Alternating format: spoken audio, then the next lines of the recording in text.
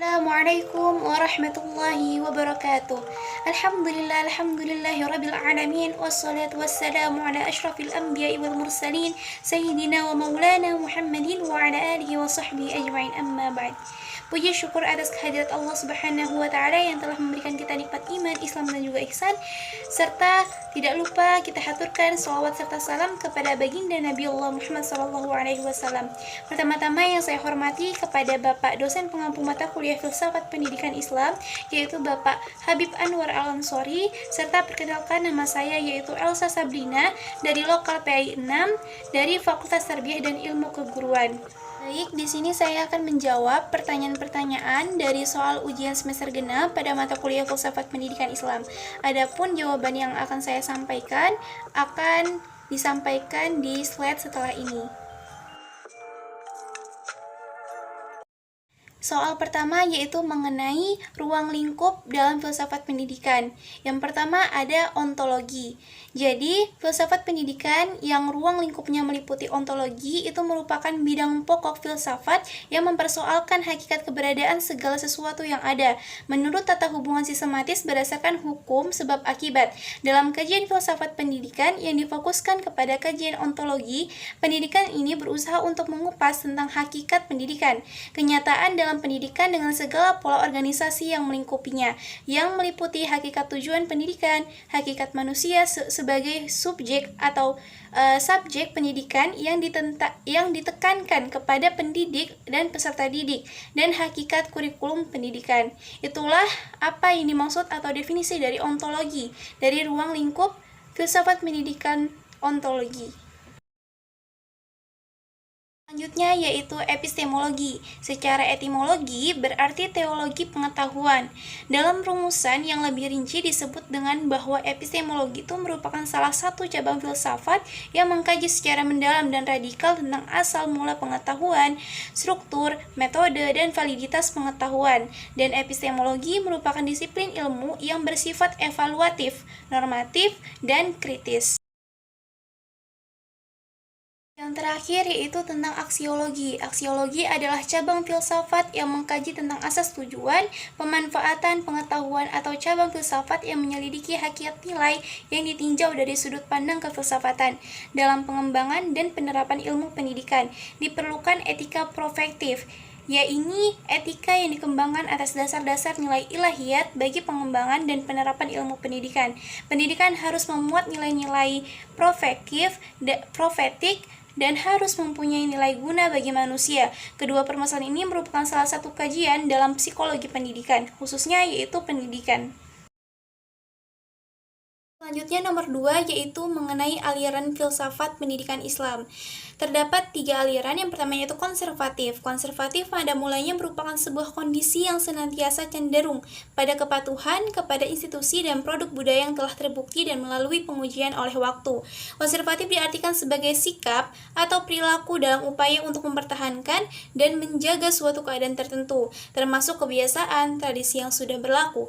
Maka dari itu, paradigma pendidikan dari konservatif berawal dari sebuah bangunan filosofi yang cenderung mengarah kepada aliran filsafat pendidikan, yaitu teori esensialisme dan perennialisme.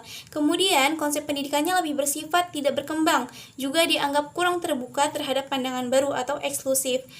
Kemudian dalam pemikiran ideologi konservatif, pemahaman yang sudah berlaku merupakan sebuah panutan yang tidak bisa diubah. Artinya adalah ideologi konservatif memegang teguh sesuatu yang sudah ada, bertolak belakang dengan ideologi liberal yang selalu menginginkan perubahan.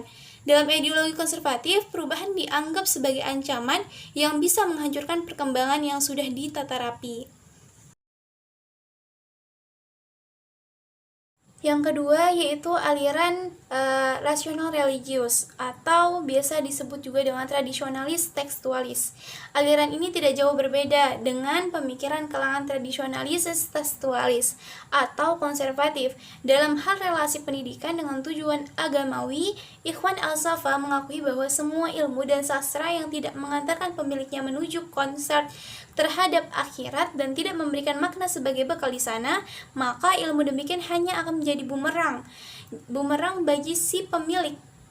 Karena hal tersebut dapat tidak memberikan manfaat kepada orang tersebut di akhirat. Namun, kalangan religius rasional tampak punya perbedaan sewaktu atau menggumuli persoalan pendidikan karena cenderung bersikap rasional filosofis. Kecenderungan rasional filosofis itu secara eksplisit terungkap dalam rumusan mereka tentang ilmu dan belajar, yang jauh berbeda dengan rumusan kalangan tradisionalis tekstualis. Ikhwan al-Safah, salah satu representasi dari aliran religius rasional, merumuskan bahwa ilmu sebagai berikut, yaitu ketahuilah bahwa ilmu adalah gambaran tentang sesuatu yang diketahui pada benak atau jiwa orang yang mengetahui.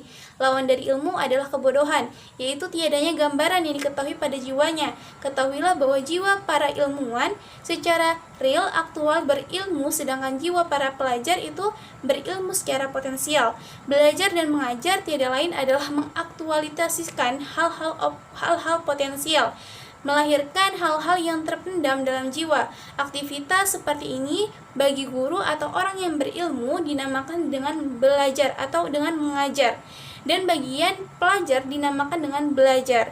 Jadi untuk guru itu dinamakan untuk mengajar, jadi mengajar pada peserta didik, sedangkan peserta didik tugasnya adalah belajar. Dalam rumusan formulatifnya terungkap dasar-dasar teori pengajaran. Ketiga, yaitu aliran pragmatis. Aliran pragmatis ini merupakan sebuah aliran filsafat pendidikan yang mengajarkan bahwa yang benar itu adalah segala sesuatu yang terbukti, atau bisa juga dibilang dengan dapat mewujudkan suatu praktek dengan melihat akibat atau manfaat yang hasilnya secara praktis. Kebenaran dari pragmatis ini adalah kebenaran yang manfaat. Untuk mengetahuinya maka harus diaplikasikan dalam kehidupan nyata. Dasar dari pragmatisme yaitu logika pengamatan, karena yang ditampilkan manusia dalam dunia nyata adalah fakta individual yang konkret dan terpisah satu sama lain. Menurut aliran ini, ide menjadi benar ketika memiliki fungsi pelayanan dan kegunaan.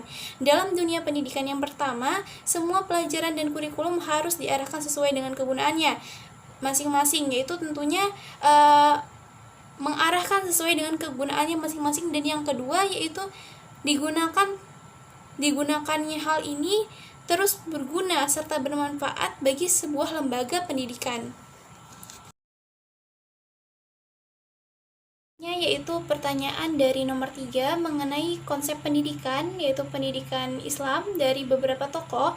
Yang pertama yaitu konsep pendidikan Al-Ghazali, kemudian yang kedua Ibnu Khaldun.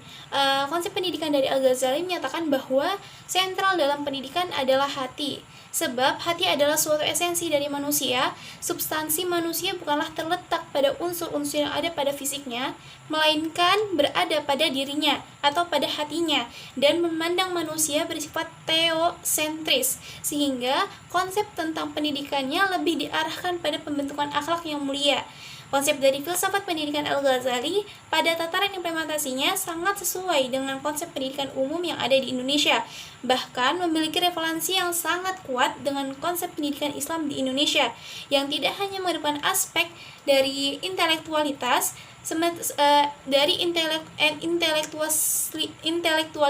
semata, tetapi juga mengedepankan suatu aspek moral dan spiritual yang beracuan pada nilai-nilai kebenaran, ketuhanan, dan nilai-nilai keabadian.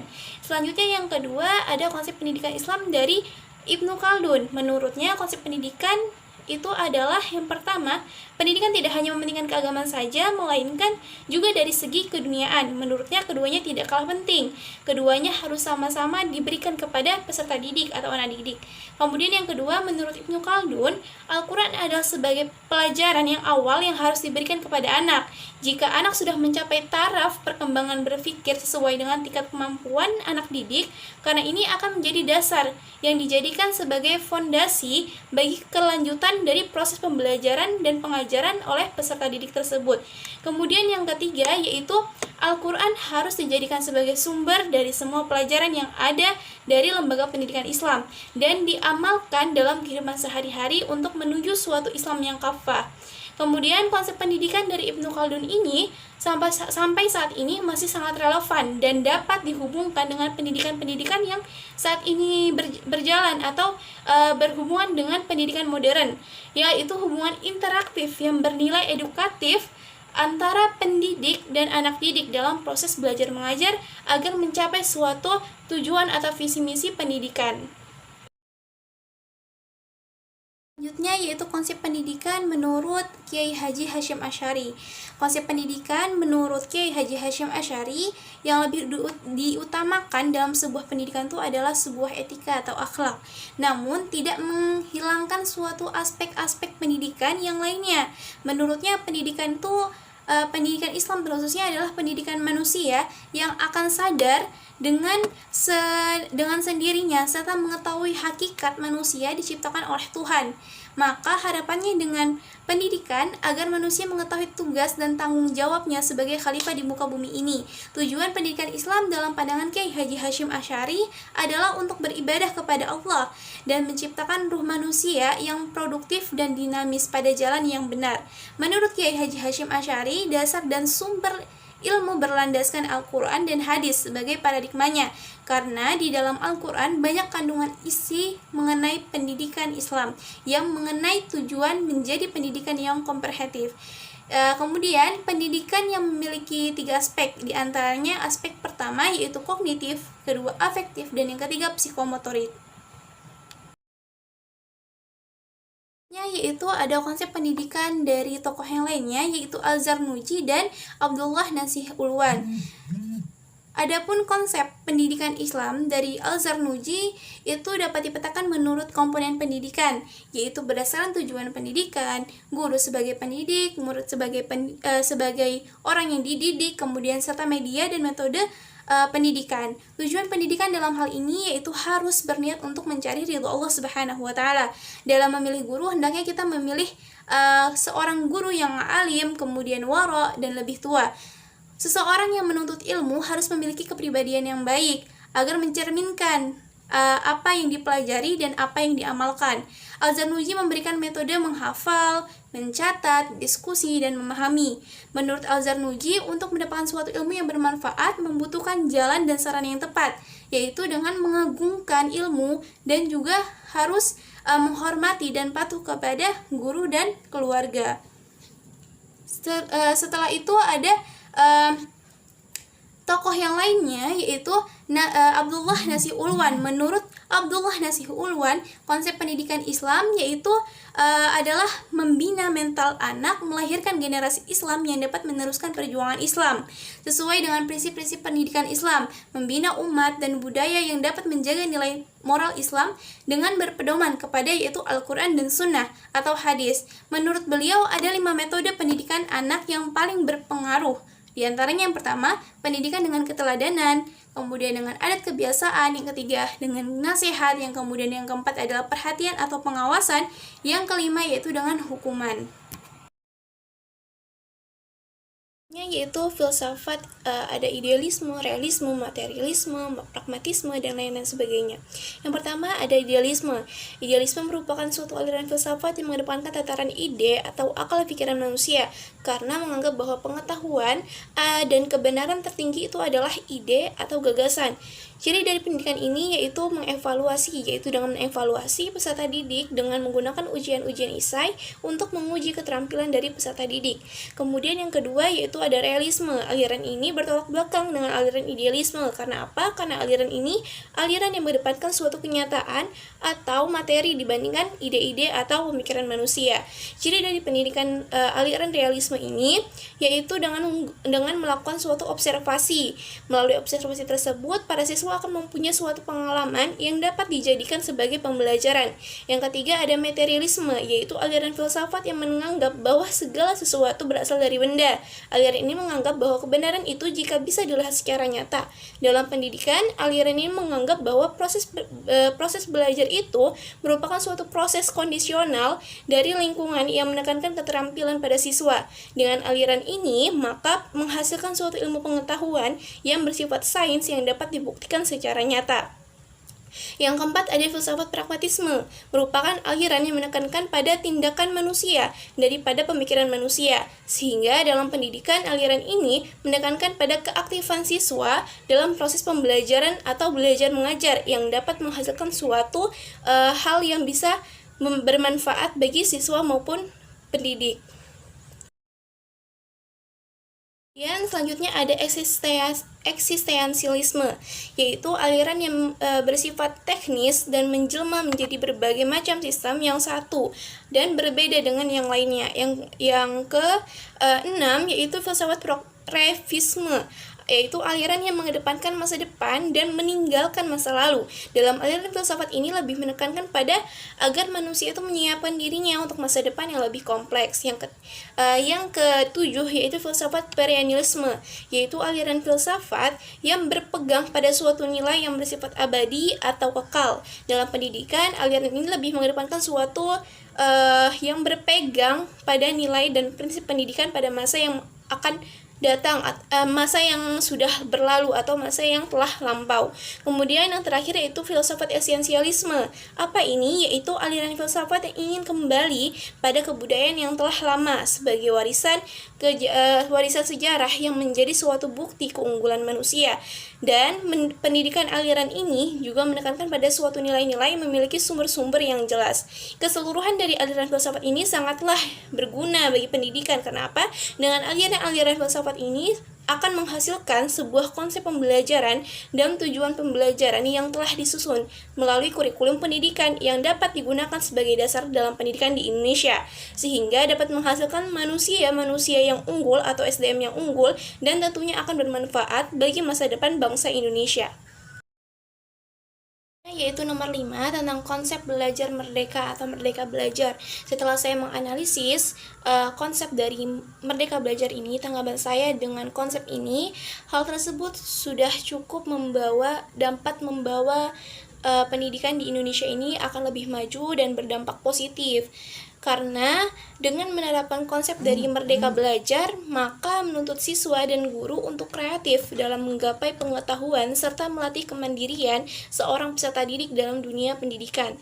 Namun demikian, ada beberapa hambatan yang akan dihadapi terlebih lagi dalam berbagai daerah, khususnya daerah-daerah terpencil, yaitu dengan konsep merdeka belajar ini akan kurangnya sumber daya manusia yang profesional, unggul, berkualitas, dan mampu untuk mendukung dari konsep merdeka belajar ini. Karena kan untuk menetapkan suatu konsep merdeka belajar ini membutuhkan pendidik yang dapat berkreativitas dan memiliki jiwa yang bisa untuk mengembangkan ilmu pengetahuan dan mencari ilmu pengetahuan yang dapat menggapai hal tersebut agar dapat men-share-nya kepada peserta didik. Nah, selain itu, hambatan yang kedua yaitu kurangnya siapnya mental siswa dan maupun pendidik dalam menerapkan konsep dari merdeka belajar. Karena apa? Karena semangat juang dari siswa ataupun guru pada saat ini masih terbilang belum tinggi atau masih terbilang semangat juang yang ada dalam diri mereka itu masih kurang. Kemudian selanjutnya tentang konsep dari merdeka belajar menurut filsafat pendidikan Islam atau pandangan Islam. Merdeka dilihat dari makna bahasa sebagaimana diterangkan dalam Kamus Besar Bahasa Indonesia, yaitu bebas dari penghambaan, penjajahan, dan sebagainya. Jadi merdeka belajar bukan bermakna manusia terbebas dari kewajiban untuk belajar, akan tetapi terbebas dari tekanan atau intervensi pihak luar dalam belajar, bebas dari penjajahan sifat malas belajar, terhindar dari perasaan puas dengan ilmu yang dimiliki. Jadi kemerdekaan dalam belajar itu tak kala kita tuh tidak ada lagi intervensi eksternal yang menjadikan siswa terpaksa untuk belajar. Adapun faktor eksternal tersebut bisa berupa tes, ujian, atau ancaman orang tua yang dapat mempengaruhi dari peserta didik. Untuk mewujudkan kemerdekaan belajar dapat ditempuh dengan memahamkan hubungan manusia dengan Tuhannya, yaitu Al-Khaliq, di mana Allah Subhanahu wa taala telah menghendaki manusia untuk belajar, menuntut ilmu sebagaimana dalam Quran surah Al-Alaq ayat 1 sampai 5 yang Iqra bismi rabbikal ladzi khalaq dan seterusnya, dan Quran surah Al-Mujadilah ayat 11. Sehingga belajar adalah kewajiban sekaligus kebutuhan dari manusia. Pemahaman demikianlah ini yang mendorong seseorang seseorang untuk belajar atas kesadaran dirinya, bukan atas kepaksaan, sehingga tidak ada keterpaksaan sekolah, tidak alergi juga, tidak takut dengan ujian, ulangan, tes, karena ujian atau ulangan merupakan bagian integral dari belajar itu sendiri dan merupakan perkara alamiah yang dilakukan guru atau lembaga ataupun negara dalam mengevaluasi proses dan hasil pembelajaran. Dengan demikian, merdeka belajar akan tercapai ketika seseorang belajar karena dorongan qimah ruhiyah, meraih ridho Allah Subhanahu wa taala, dan memandang kalau belajar, sekolah, atau menuntut ilmu itu bagian dari ibadah kepada sang Khalik atau kepada sang pemilik ilmu, yaitu Allah Subhanahu wa taala. Merdeka belajar tidak bisa terkait dengan adanya ulangan ujian, tes yang diselenggarakan oleh suatu pendidikan ataupun negara, tetapi merdeka belajar terkait dengan daya dorong seseorang untuk belajar, karena dengan mereka belajar akan menimbulkan rasa bahwa belajar itu bukanlah suatu keterpaksaan. Demikian yang bisa saya sampaikan dari penjabaran jawaban dari soal ujian semester genap pada mata kuliah Filsafat Pendidikan Islam. Kurang lebihnya saya mohon maaf. Wabillahi taufiq wal hidayah. Wallahu muwaffiq ila aqwamit thoriq. Assalamualaikum warahmatullahi wabarakatuh.